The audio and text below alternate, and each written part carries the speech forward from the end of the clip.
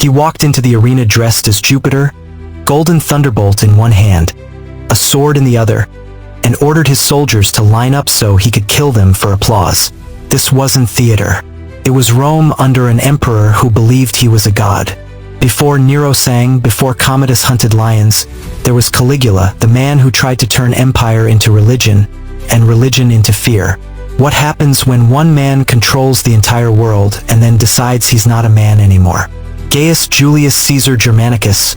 Rome would remember him by a simpler name, Caligula. It meant little boot, a nickname given by soldiers when he followed his father, the General Germanicus, into war as a child. He was the army's mascot, a boy dressed in miniature armor, marching among men who conquered nations. They adored him, but adoration in Rome was a curse. When his father mysteriously died of poison, Caligula learned that love in the empire was always temporary.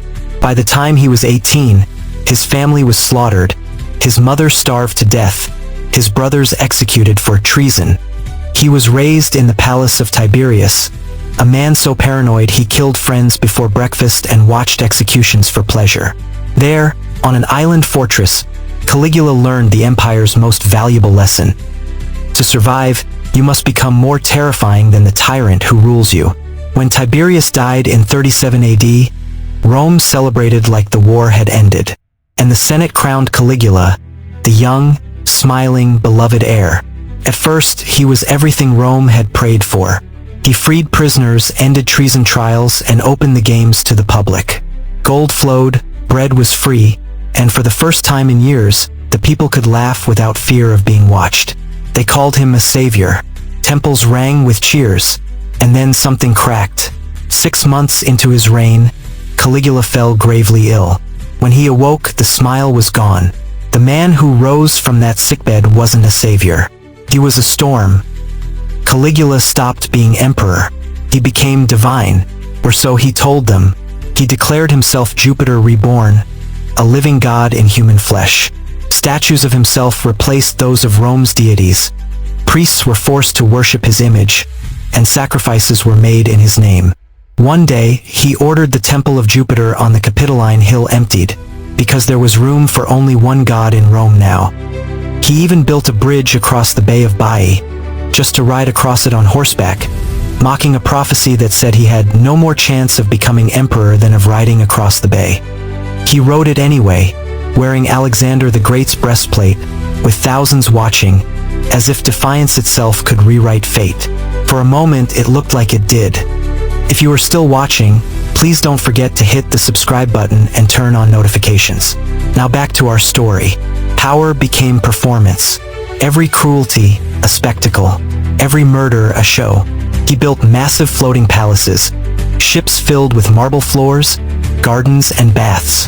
While Rome bled silver, he drifted across the bay like a god surveying creation. He dressed his horse Incitatus in jewels, fed it from golden bowls, and declared it a priest, then promised to make it a consul. Some say he was mocking the Senate, others say he had gone mad. In truth, it didn't matter. In Rome, perception was power, and Caligula's madness became law. He staged gladiatorial games where prisoners were ordered to fight wild beasts with dull blades, to make them suffer longer. He turned executions into dinner entertainment, pointing at guests he disliked and whispering, "Kill that one next." The line between ruler and monster vanished, and Rome applauded because silence meant death. But gods have enemies, and even Rome's patience has limits. When Caligula declared war on Neptune, yes, the sea itself, marching his legions to the shore of Gaul and ordering them to attack the waves, the soldiers obeyed. They collected seashells as spoils of war. He then returned to Rome, celebrating his victory with parades and sacrifices. To question it was treason. He drained the treasury, seized estates, and executed senators for imaginary plots. Even his own guards feared his gaze. In private, his paranoia grew. He spoke to the moon at night, argued with invisible gods, and claimed to hear Jupiter's voice warning him of conspiracies. He slept little, a mind devouring itself and dragging the empire down with it. By 41 AD, even the Praetorian Guard, his personal protectors, were done. They'd watched him humiliate nobles, bankrupt the treasury, and desecrate the empire's faith. On January 24th, Caligula left a theater performance and walked down a corridor beneath the palace. A soldier named Cassius Chaerea, one of the men he mocked most, stepped forward. Then the blades came, dozens. Caligula fell in the same hall where he once declared himself immortal. His blood ran across marble floors that still smelled of wine and incense. The god of Rome was mortal after all. His wife and child were slaughtered beside him to erase his line and his memory. The Senate tried to restore the Republic, but the machine was too far gone. The throne, once sacred, was now a stage for madness. Caligula's successor, Claudius, found the empire rotting from within. Trust was dead, loyalty a ghost, and fear had become Rome's new religion. Historians later called Caligula a monster, a fool, a madman. But maybe he was something worse, a reflection, because Caligula didn't invent Rome's cruelty. He just stopped pretending it was noble.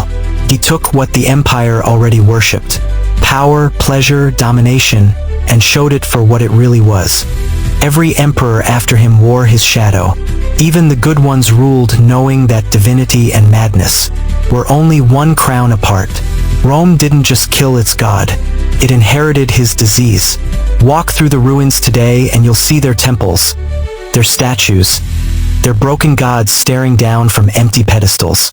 The marble is cracked, the gold long gone, but the hunger for worship, that never died. Every age finds its Caligula. Every empire builds a man too powerful to hear reason.